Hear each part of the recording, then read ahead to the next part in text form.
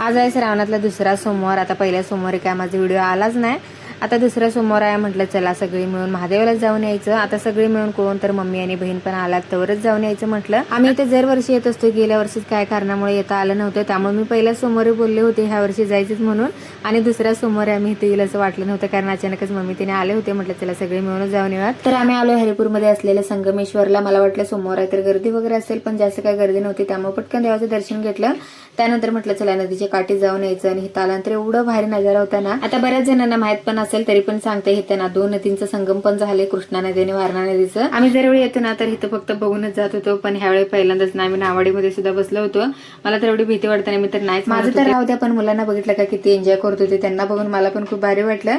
आता यामध्ये ज्येष्ठ बसलो होतो, तेवढ्यात पावसाने सुद्धा हजेरी लावली होती। आता जास्त वेळ काय पडला नाही, थोड्याच वेळा थांबला, पण आता आमच्यापैकी कोणाचाच उपवास वगैरे काय नव्हता, त्यामुळे मग इथं काहीतरी खावत म्हटलं। आणि आम्ही बाहेर गेल्यानंतर आम्हाला ह्या काय गोष्टी दिसल्या ना तर आम्ही काय सोडत नाही, एखादी वस्तू तर खरेदी करणं होतेच मुलींसाठीच। मी इथं बांगड्या नेकलेस वगैरे बघत होते, त्यानंतर आलो आम्ही घरी। चला मग भेटत नेक्स्ट